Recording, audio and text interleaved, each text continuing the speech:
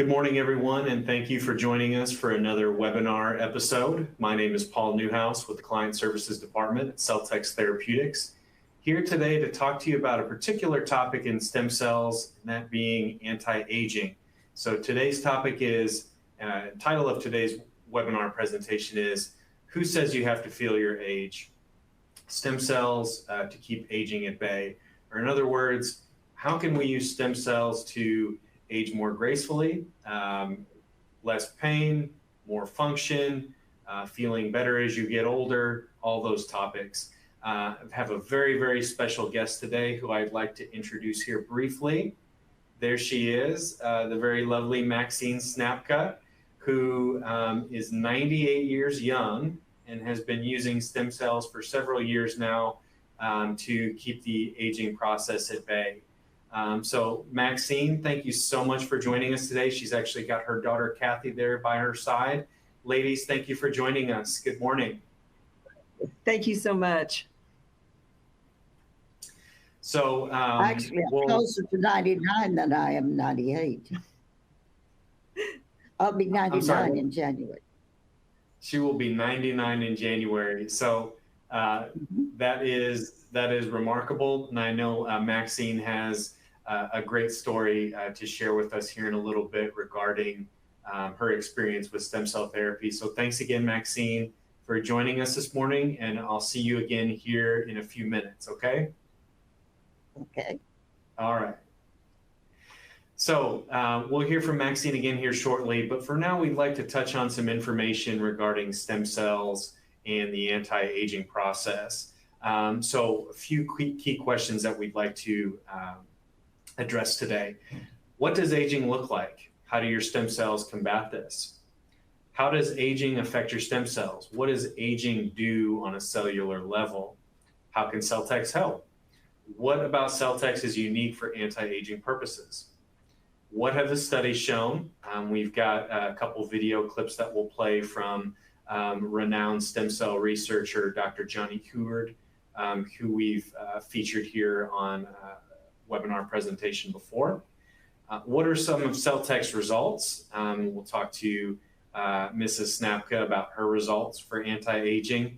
And then what is the next step, or what are the steps in the process so that you can also utilize your stem cells for anti-aging purposes? So first question, what does aging look like and how can stem cells combat this? So we start with the brain and the nervous system. And basically what happens as we age is the number of nerve cells in the brain and the spinal cord decrease. The number of connections, or those synapses between nerve cells, also decreases. And furthermore, in some cases when there issues arise, there can be the formation of abnormal structures, plaques and tangles that can form in the brain that can lead to many issues. So your MSCs, it's a term we use frequently here around Celtex and in our webinars, but just to clarify, those are mesenchymal stem cells, the type of stem cell that we utilize at Celtex. So MSCs can respond by basically regenerating themselves or helping produce more stem cells where is needed in the body. And they also have multipotent regenerative or differentiation capabilities, meaning they are a blank stem cell that can turn into different types of stem cells in the body. In this particular case, we're talking about the brain and the spinal cord, so we would be talking about the formation of neurons or nerve cells. We move on to bones and joints. I think this may be about the most obvious area for people as we get older. Many people even starting off at a much younger age in their 30s, 40s, or 50s, you start getting those aches and pains. The bones in the body begin to lose strength. Joints in the body become less flexible, and we have soft tissue loss. And mentioning those soft tissues, cartilage and bone, and those joints weaken. What happens when they weaken? Well, we become more susceptible to injury. We feel more pain, and our functional capabilities are greatly diminished. MSCs, they can promote trophic activity in the body. And what is trophic activity? It's something we talk about a lot in webinars in different contexts. We've also talked about the notion of a paracrine response or paracrine signaling. And basically what this is this is cell-to-cell communication that initiates action, initiates repair, initiates regeneration in the body. So not only do the stem cells that we put in go to work themselves, so to speak. We mentioned differentiation and them being multipotent. We mentioned self-regeneration. That's great for the stem cells that we're putting into the body. But this notion of trophic activity is very important because the stem cells are not only going to work as far as the ones that we put in, but they're also promoting activity with the cells and the systems that are already present in the body, those endogenous cells, helping to turn them back on and get them working again, whereas they may be lying dormant or dysfunctional for whatever reason. Of course, the heart, the blood vessels, the cardiovascular system, very, very important. As we get older, the wall of the heart gets thicker. Cardiovascular muscles or cardiac muscles become less efficient. Your aorta, which is obviously a main artery that pumps blood out of your heart, becomes less flexible. And many of your arteries throughout your body through atherosclerosis, or in other words, the buildup of plaques in the inner walls of your arteries, can lead to things like high blood pressure. High cholesterol contributes to this as well. But obviously, the worst thing that can happen would be something like a heart attack. So those are all of utmost concern as we get older, of course. Where do MSCs fit into this?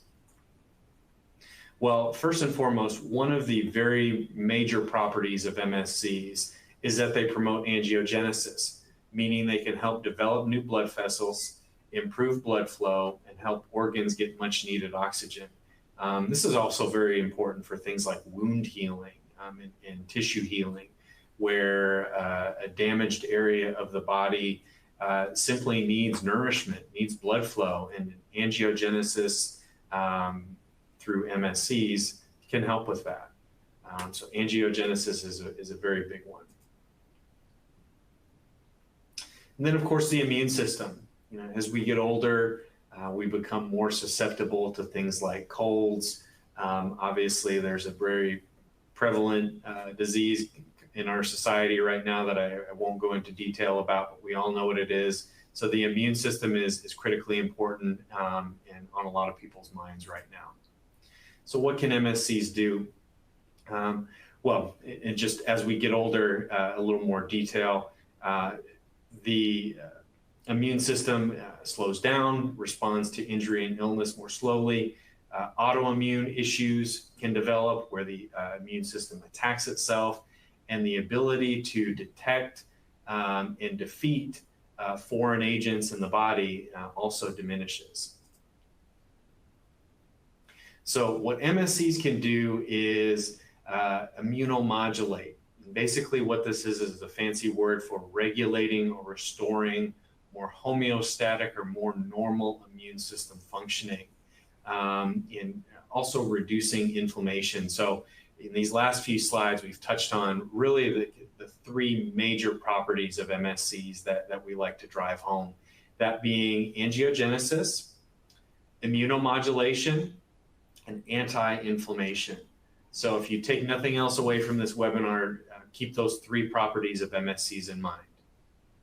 I touched a little bit in the last few slides about trophic activity, the secretion of cytokines. These are all kind of medical scientific terms. Basically what it means is cell-to-cell communication that stimulates repair and regenerative mechanisms. Simply put, all in the interest of reducing inflammation, regulating the immune system. So how does aging affect your stem cells? Well, cells become less able to divide or self-regenerate. The telomeres in your cells get shorter. Basically, telomeres are essentially what's found at the ends of chromosomes in your cells. And an indication of age is the shortening of these telomeres. So telomere length is very interesting, something we may get into in a future webinar, but it's indicative of age. So basically, as you get older, your telomeres get shorter, and so short to the point that a cell would then die. And as this happens, waste products accumulate in the body. Waste products could mean many different things, but basically the types of agents in your body that your body can no longer get rid of as efficiently as it once did, and these create problems. So your cells decrease in number, and they also become less active and less viable. How can Celtx help with this? Well, Celtx can extract your stem cells today before they become less viable and create a master cell bank for you. And what do we mean by a master cell bank? Well, this is essentially a reserve of stem cells that are cryogenically preserved. And essentially what we're doing is we are freezing those cells, both literally, but also essentially we're locking in their biological age. So however old you are when you bank your stem cells, that is forever the age your cells will remain until you're no longer storing them with Celtx. So how do we accomplish this? Well, basically, many of you may know by this point, we work with adipose or fat-derived stem cells. We take a small sample of fat tissue. Our lab is then able to isolate your MSCs from that fat tissue, and then we can culture, multiply, grow those cells so that we can create your master cell bank, so that those cells are available to you for present and future use. We won't go into as much detail today about stem cell therapy, but many of you know that we are then able to take cells from your bank and culture those cells in significant numbers, tens if not hundreds of millions of stem cells that can be used therapeutically in things like IV infusions, joint injections, and other methods in order to help one with anti-aging, but also to tackle a lot of different disease conditions and degenerative conditions as well. So what have the studies shown? So Dr. Johnny Heward is a prominent researcher in the area of stem cells and anti-aging. He has spoken on one of our webinar presentations before, and someone who's been very active on the research side with Celtx over the years. So we'll play a couple brief videos here from an expert in the field, Dr. Johnny Heward, talking a little bit more about stem cells and anti-aging. So one thing I have to say is, it's very interesting because I told you that you have stem cells in your fat. I told you you have stem cells in your muscle. I told you you have stem cells in your blood, your bone marrow. But one question was asked is, where do they come from? Are they really coming from the bone marrow or the fat, or they're coming from something else? And it turns out that, they come from the blood vessels. So those macrovessels that you have in your muscle, in your fat, is really where the stem cells come from. And a lot of people, as suggested, and this is, again, study that we have published over the years, we found that the fat stem cells also come from the blood vessels. And it makes sense because all adult stem cells that people have isolated around the country and the world are from tissue that has a lot of blood vessels, fat, muscle, bone marrow. But tissue that has no blood vessels in it, like cartilage in your knee, has no stem cells in it. And you know what's happened when your cartilage gets damaged? We take your knee out and we put a plastic knee. It doesn't repair. So clearly it makes sense that stem cells come from blood vessels. But if you believe this, then the next question we ask is, what can we do to increase the number of blood vessels? Because if we can do this, we can probably increase the number of stem cells because stem cells are within the blood vessels. And it turns out that the best thing you can do to increase the number of blood vessels in your muscle, in your heart, in your brain, is exercise. Exercise is so important for you, okay? And I just would like to share with you that we put mice on treadmill, okay? Mice are lazy. They were lazy in Pittsburgh. They are lazy in Houston too. Mice, they eat and they drink and they sleep. That's what they do. But what we put here is we put mice with mini treadmill. And they have no choice to run because they are stuck in that treadmill. And the other mice are looking at them saying, why are you running? But you know what we found? And those mice are genetically identified similar. I mean, they are the same mice, okay? But the mice that run, they exercise, they have more blood vessels, they have more stem cells, they heal faster, they heal better. That has been proven. And some study has been done with the same thing. But you know, they run the mice are running, and what they did, instead of injuring their muscle or their bone, they inject cancer cells to them. Okay? All the mice that are sitting in their box doing nothing, they all die from that tumor, which is expected. But 50% of the mice that are running, they survive that tumor. And you know what's the most amazing thing? We don't know how it works, but it works. So the bottom line, what I'm trying to tell you is exercise is very important for you. And you probably know this already. So, but exercise can be used to delay aging as well. People that exercise, yes, they have problems with their knee and their hip, but they look younger in general. And again, I just would like to say that when you exercise, you increase the number of blood vessels, and clearly, if you increase the number of blood vessels, then you increase the number of stem cells. And here we're talking about the stem cells here growing, and that has been shown that you can delay aging with this. People, not paper from my team, but people have shown that if you exercise, you can delay the effect of aging. People have shown here that if you exercise, you can increase the number of blood vessels in your brain, and you can delay, effect of brain aging, like dementia and Alzheimer. By the way, dementia now, we have people at 50 years of age who are affected with early onset dementia. So this is a real problem here. So here, physical activity delay the cognitive decline in older person with dementia. So the bottom line, guys, exercise is good for you. And tonight I brought with me, this summer I organized a meeting in Vail, Colorado, where we had over 65 invited speakers from around the world. And Time magazine put an issue this summer talking about the science of exercise. If there is something you want to remember from this talk tonight, is to get this Time magazine. Because that's telling you that exercise is very important for you. And again, you don't have to run 10 miles a day. You have to walk, you can do a lot of things, but it's very important for you. So now, I want to talk about stem cells and aging. So again, my wife worked at Nordstrom and Saks Fifth Avenue, and there is stem cell cream out there. So again, if you believe that those stem cell cream work, they do not work. Again, I'm not trying to, but the bottom line is a lot of people are buying those cream at $500, vials, because they really believe. So they put this in their forehead and the wrinkle goes away, but 5 minutes later, the wrinkles is there again. But again, that's very interesting, but do you understand how much money is being spent to people that doesn't want to age, that just want to slow down the aging? I have to say mainly women. Because men, us, we kind of follow the flow, but women, they don't want to age. Again, so here I just would like to say that the real reason why we study stem cells and aging is the following. Because people have shown in animal model that when you age, the number of your stem cells in your brain decline. The number of your stem cells in your blood decline. The number of stem cells in your bone marrow decline, and the number of stem cells in your adipose tissue, the fat tissue, decline as well. This is why, like Eric was saying, a young kid is going to injure himself, he's going to heal like this. Us, same injuries, take like a few weeks to get back. So that's really because their stem cells are very young and very active. So we wanted to know if the muscle stem cells that we work with are also affected with aging.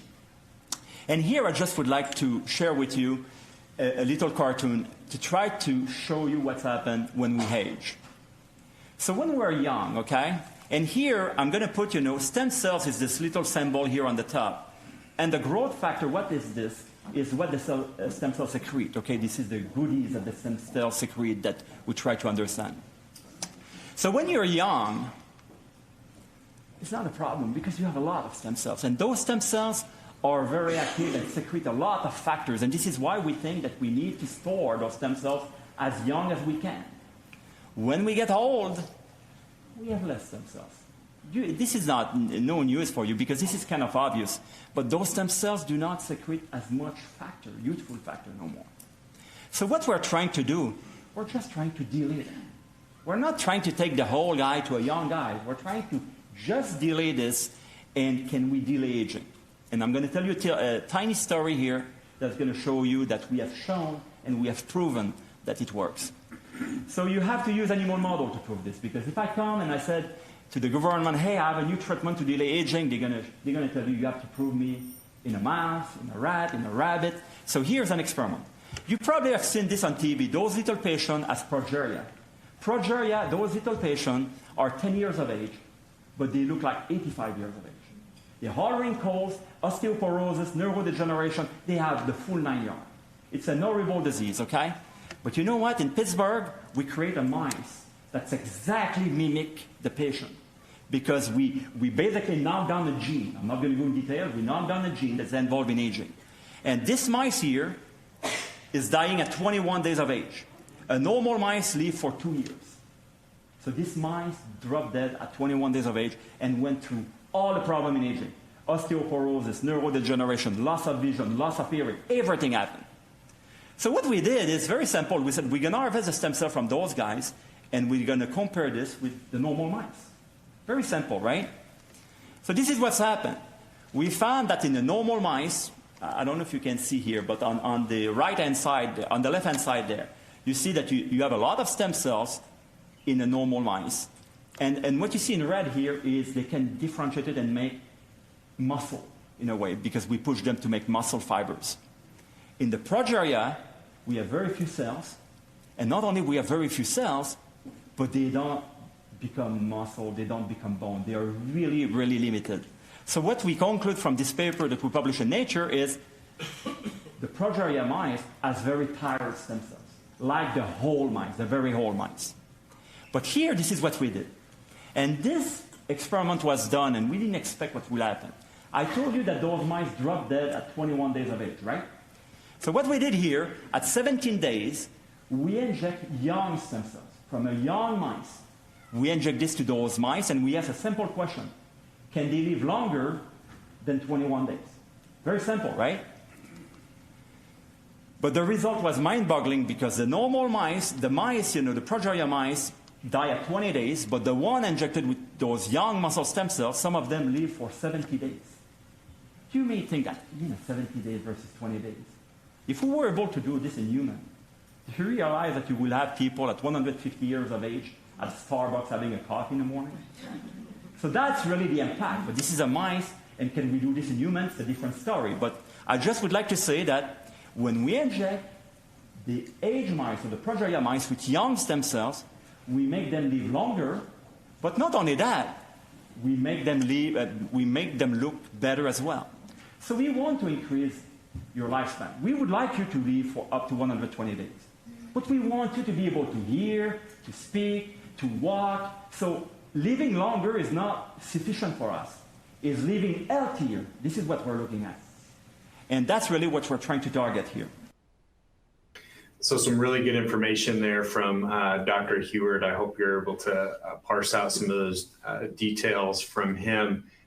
In the first video, I think it's important to note that the emphasis there was on exercise. So I think it's good to point out that there is no substitution for a healthy lifestyle. Stem cells, we believe, are a big piece to the puzzle, but they are just that, a piece to the puzzle. They're not the whole puzzle. Things like exercise, of course, nutrition are also crucially important, and in particular, as we're talking about anti-aging here. So moving on, we are going to discuss what some of Celtech's results with anti-aging are. And it is my privilege now to welcome back our guest speaker, Maxine. If you'd like to join us back here on camera, there she is. Welcome back, Maxine and Kathy. So I'll just kind of tee things up here and give you a chance to talk here, Maxine. So Maxine banked her stem cells at age 90, a little over 8 years ago. So now at the age of 98, soon to be 99 in January, she is still using stem cells to help maintain her quality of life. So let's hear a little bit about your story, Maxine. How did you first come to Celtex, and why did you first come to Celtex? At that time, I was going to Dr. Maurice Grossman. He was my doctor. He's since retired, but he was always on the cutting edge of every new thing, and he had researched it, and he told me about it. So I went to a meeting that they had at Berry in Berry Industries. They had it there, and we learned about it. So I signed up for it, and he did too. So we came to Dr. Jones and he took the stem cells. And I think he said it takes 3 weeks to grow them. But I was making, like, instead of 3 million, I was making like 4 million. So I guess I was doing a good job. Yeah, And, no, go ahead. I have done it. I have taken it. I think I've done it 6 times, if I'm not mistaken. And So I what? would probably what Go Go ahead, ahead. Maxine. anyway. I would like to. I'll probably do it once a year, and maybe as I get older, twice a year. It really helps. You don't have aches or pains like that too much, and you're more alive, more alert. I just So more recommend that to anyone. Go ahead, Paul. alertness, less aches and pains. What else? What else have you noticed, Maxine, as you've gone through this journey? Well, I really am. I'm more interested in things. When I know I need them, it's when I'm beginning to get lazy and don't want to do anything. Then I know I need to get the stem cells again, because then I'm active, alert, interested in things. I just recommend it to anyone who can. So tell us more about your interests and your activities. What are you still participating in these days? Well, I read a lot, and I do watch TV, but mostly I read, and then I paint on China, and I'm going to get back to that now. I had a problem with one arm, and I've had to have a reverse shoulder done. But now that I have it done, I'm going to resume my painting again. That's very important to me, and it's Well, painting that's on wonderful, China. and that's lovely. And honestly, that speaks to a common theme that I've heard in my time is whether it's painting China in your case. Of course, we have a lot of people who are interested in activities like golf and hunting and things like that. Really, what we're wanting to do is if, as a result of aging, aches and pains, what have you, you've been stripped of an ability to do an activity you love, we love at Celtex to be able to kind of help get you back on track so that you are able to start painting China again, or getting out on the golf course, or doing activities that you love to do. And I used to do an awful lot of work at the gym. I would go there and work out, but COVID, I stopped doing that when COVID came around. You know, I've been Sure. sort of isolated at home now. But Sure. I will get back to that again too. That's wonderful. So What you is mentioned that? your future plans. You'd like to continue receiving stem cells. Absolutely. Certainly, triple digits here for you aren't too far away. So it's looking like you're going to speed past that, and resume some of your activities. Is there anything else you'd like to share with the audience about your experience with stem cells, Maxine? All I can say is that every time I've received the stem cells, it's like the fountain of youth. And I'm more alert, I'm more active, and you'll see me twice a year now because I really think it helps. Well, I'd love to see you twice a year, Maxine, but if I don't see you, I'll just assume that you're painting and you're too busy for me, and that's okay too. Well, that's right, because I do, and I do intend to do more exercise too. I have a QB. That's what it is. It's a QB, and I sit on it a lot, and work my legs. That helps. And I Okay. do know that it takes activity, to keep going. And actually, Maxine, I do have a question here from one of our viewers, and they're wanting to know if you actually had any prior health conditions before you started stem cells. Well, I had a lot of arthritis, and I've had knee replacements, and then I fell and shattered one limb into 6 pieces. So I have a bone in a prosthesis in one leg. But outside of that, I mean, I'm Let me interject. I'll stick my head in here. She Sure, had Kathy. kind of normal aging type of things that you would see, but there was nothing major. She had breast cancer but had that treated very successfully more than 30 years ago. But she really didn't have anything, some mild hypertension that actually was reversed after an aortic valve replacement. And really, that's kind of it, other than the osteoarthritis. I will say that the osteoarthritis, if you get a chance to get stem cells while you still have cartilage, boy, that would be really great. The technology wasn't available and to her when she still had cartilage left, because she was bone on bone and had to have knee replacements prior to ever receiving stem cells. So I know I think that's another question. Can you grow new cartilage if there's already bone on bone? And you can certainly speak to this, but she was bone on bone, which is why she had the knee replacements prior to ever having or learning about stem cells.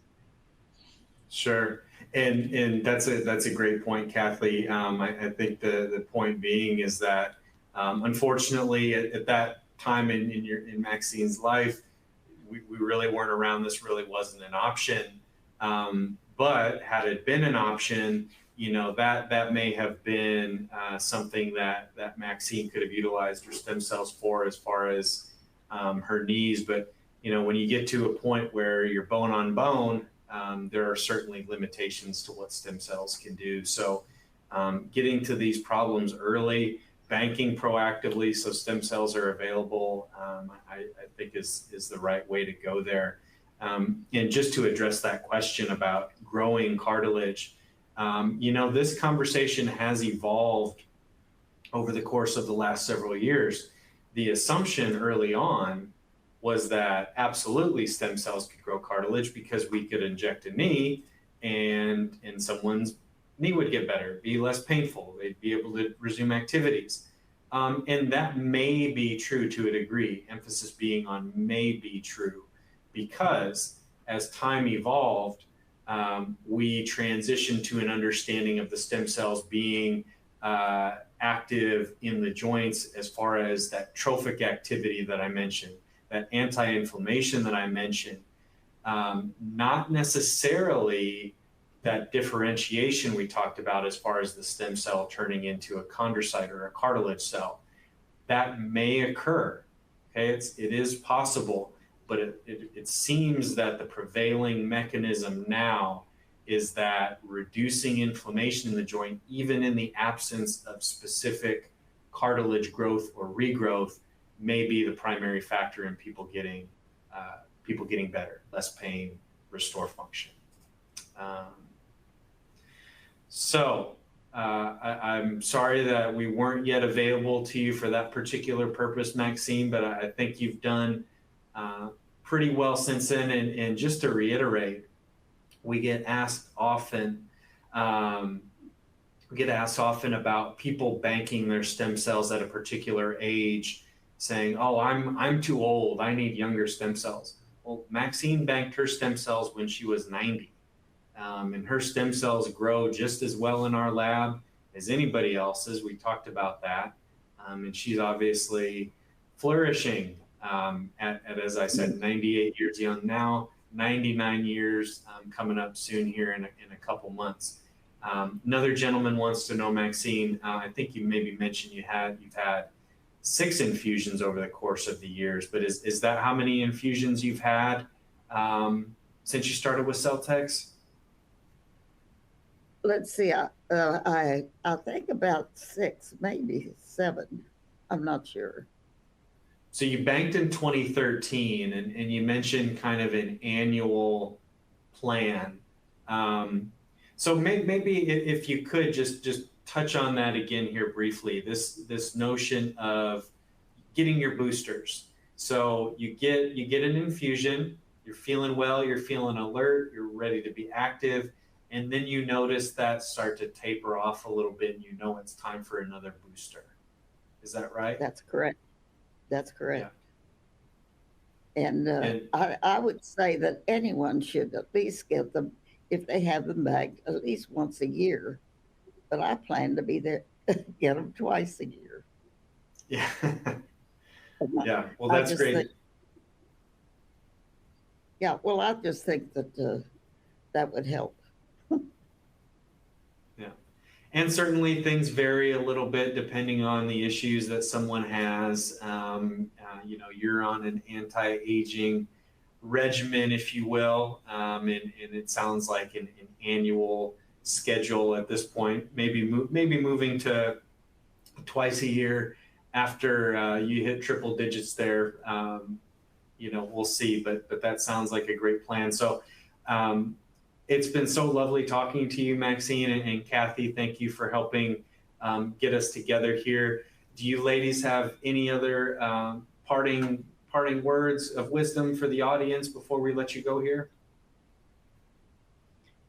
Other than I have been trying to work out my schedule so I can get mine banked so that I can get mine saved while I'm a bit younger than 90. So don't put it off. Yeah. And that has to be done on a Wednesday, doesn't it? We can get Wednesday or before. Wednesday or before, yes, ma'am. Thank you very much, Paul. We appreciate the opportunity to visit with you, and we'll let you go back to your webinar now. Thanks so much, Kathy and Maxine. Thanks so much for joining us. I hope you ladies have a nice rest of your day. Thank you. Thank you. All right. Bye-bye. Bye-bye. Okay, so we have a little bit more content to cover here. Obviously, nothing I can say or do at this point is going to top what you just heard from Mrs. Snapka. Thank you so much again for joining us. Hope you got some good information firsthand from a lady who's 98 years old and still using her stem cells with great success. What we want to do in this last section here is try as best we can to tie some of what we've discussed about anti-aging into the results, the specific data results that we have for particular issues. Now, we don't have any studies specifically about anti-aging itself because it is a bit of a, not only is it a bit of a nebulous concept as far as how you would measure it. There are ways you can measure it, but more to the point, when Celtex started out, we're starting with people who have significant issues and significant disease categories that we wanted to tackle. And those are the people that are coming to us. This whole notion of general wellness, anti-aging, prevention is relatively new in the grand scheme of things. So again, what we're going to try and do here with this last section is connect the data that we do have for specific diseases and try and make the connection with some of what we've seen about how anti-aging affects the body. So we discussed anti-aging, we discussed how aging affects the immune system, slows down the response with autoimmune disorders, and it affects the immune system in other ways. So going into some of the results that we've had for autoimmune issues, we can highlight some of the symptoms that are more generally also involved with just general aging. So for instance, multiple sclerosis, you see here across the bottom of the screen, a list of different disease category, or excuse me, different symptoms associated with this disease. And you see as these percentages, a percentage of people with that particular symptom, because not everyone has all the symptoms shown, that responded to stem cell therapy. And you see number one there is fatigue. And I can tell you that across all disease categories, and even Maxine mentioned it herself, fatigue, energy, alertness, motivation to go do activities, that is probably the biggest improvement symptom or factor or category, however you want to describe it, across all disease categories that we see improvements with. So we'll move on here to rheumatoid arthritis, or excuse me, inflammatory arthritis, which is inclusive of both rheumatoid arthritis and psoriatic arthritis. So, we have symptoms here that are associated with pain, mobility, and things like that as well, that also speak to the aging process. Of course, not everybody who ages has an inflammatory arthritis, but pretty much everybody has some form of arthritis as they get older. And inflammatory arthritis in particular, due to its autoimmune nature, has been among the most responsive conditions with which we've worked at Celtex. Degenerative conditions, we'll kind of shuffle through these fairly quickly, but affecting the structure and function of tissues and organs, deterioration of cartilage and bone within joints, can lead to osteoarthritis, so another category of arthritis. We looked at the knee, and we'll move on next to then the shoulder, I believe, yes. So kind of just in the interest of time here, kind of moving through these, but these will be available to the public after the fact. And basically what these graphs are showing is just a high level of responsiveness to arthritis, both autoimmune and degenerative forms. So stem cells very good at reducing inflammation, reducing pain, restoring function. And lastly here, some of the results for neurological disorders. So we talked about, and Dr. Huard also mentioned, just the loss in stem cells generally available, loss in neurons as we age. So looking here at Parkinson's disease, some very good responses. And just to close with that same point that I mentioned when we were talking about multiple sclerosis, you see there on the far side of the screen, energy, fatigue, essentially the same category there. And a boost in energy, reduction in fatigue is the most common thing that we see across the board, regardless of disease category, regardless if someone has disease at all. That is something that is widely seen as a result of stem cells. So what's the next step? Well, Maxine and Kathy, they highlighted it. I'll do it again for you. You maximize your viability of your stem cells by banking now. When you're young, you have a greater number of viable stem cells. As you get older, your stem cells can still be viable. Maxine is walking, living, breathing proof of that. You saw her here today. They're just not as young and active and efficient as they are when you're younger. So banking now not only enables you to maximize that viability of the cells that are cryopreserved, also make sure that you're prepared when something comes up. If you're diagnosed with an autoimmune disease, you have some type of a soft tissue injury, or God forbid, some type of traumatic event, having your stem cells banked and ready to go is certainly better than the alternative of having to go through that harvesting and banking process that can be done in several weeks, but wouldn't it be better to have them ready and available without doing I believe we've already addressed a couple of the questions in the Q&A. Thank you to those folks who submitted questions about Maxine's experience. So we'll go ahead and I guess conclude here. We do have, if you can take out your phone, everyone's familiar with QR codes these days, scanning menus at restaurants and the like. But if you scan this QR code with your phone, it can take you to our website to a very brief assessment form that can be filled out. A member of our team can contact you about your interest in stem cell banking or therapy and just kind of guide you through that process. That's what we do in the client services department every day. So if you'd like to talk to the team, you can fill out that form. You can also email us if you have any other questions at webinar@celltexbank.com. We talk about that first step, which is always getting your stem cells banked. And then lastly, just to wrap up the year in our webinar series, we will have one final webinar for the year, Wednesday, December 8th, again at 11 a.m. Central. Your guide to a healthy 2022.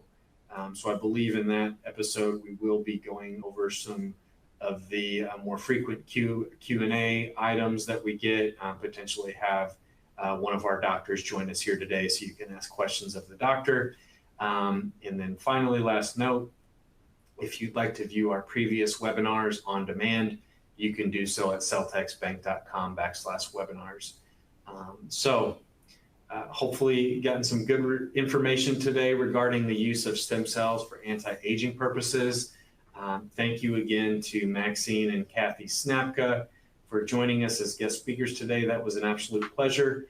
And join us next time, Wednesday, December the 8th, when we'll talk some more about another stem cell topic. So hope everyone has a great day, and thank you again for joining us.